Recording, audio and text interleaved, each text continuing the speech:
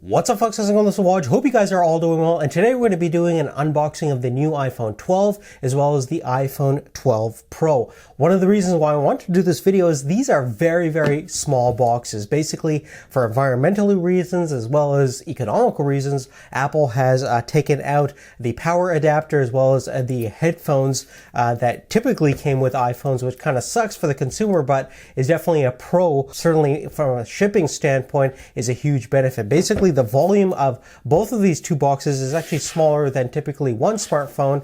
For example, this is the S20 Ultra box, and it is way bigger than even two of these phones combined. So definitely a good thing from a shipping standpoint, but let's see what comes inside the box, which isn't much. Luckily, iPhones are super easy to unbox because everything is pretty well thought out in terms of packaging. And let's pop these guys open. Okay, so we have the blue finishes on both iPhones.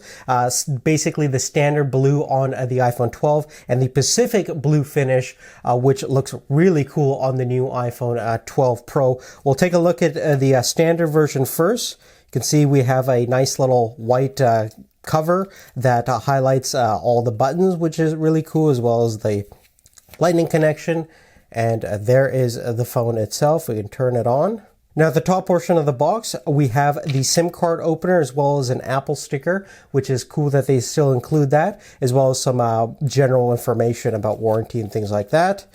And the other thing that you get is a Lightning to USB-C. This is probably a 4-foot cable. Very highly valuable, but of course you're going to need to find yourself a USB charging brick or hook this up to your Mac, which most of them have a USB-C connection. Now, one thing I have to say is that the Pacific blue finish on the iPhone 12 Pro is definitely my favorite so far. I have seen the other finishes, and this looks really nice. It's not really too fingerprint magnety, which is good. Definitely better than the standard kind of gloss finish that you get on these standard iPhones, which are definitely going to attract some fingerprints. But obviously these have the MagSafe technology built in. So with the new generation cases and wallets, there's a whole slew of accessories that will magnetically attach to these things, which is going to be really cool to accessorize your iPhone with. But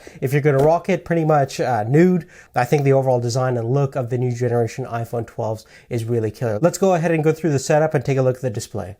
Now here we have both phones set up, and as you can see, they pretty much look absolutely identical, and that's because they are, for the most part, internally and externally. They're both using the new 814 Fusion SoC. Both have the exact same display in terms of quality and resolution. In terms of footprint, they're also identical in terms of thickness and overall kind of size and shape. The only exception is that the iPhone 12 Pro is slightly heavier, about 20 grams more than the standard iPhone 12, and you can kind of feel that weight difference slightly in the hand, but not a huge difference nonetheless. Now, certainly the biggest difference between the two is going to be on the cameras. We have the 4x optical zoom camera on the Pro, as well as the capability to shoot HDR Dolby Vision video in full 60 frames per second versus 30 frames per second on the standard iPhone, but both can obviously shoot standard 4K resolution at 60 frames per second, and both have the same exact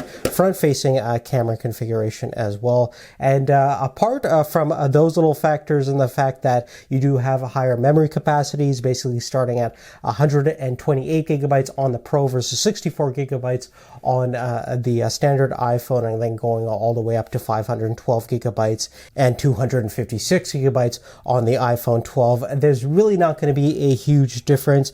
Certainly from a price perspective, I think most people will probably go for the standard generation iPhone 12 compared to the standard Pro. If you want the larger screen, you probably want to go with the 12 Pro Max, which is actually going to have even more camera capabilities, which we'll take a look at in the near future once we have that phone in the hand. Now, we're going to be doing some camera tests with these two phones, as well as the new Samsung S20 equivalent smartphone. So if you're interested in how the cameras fare up against its nearest competitor, which is going to be from Samsung, definitely check out that video once that becomes available. Other than that, we'll see you later and take care.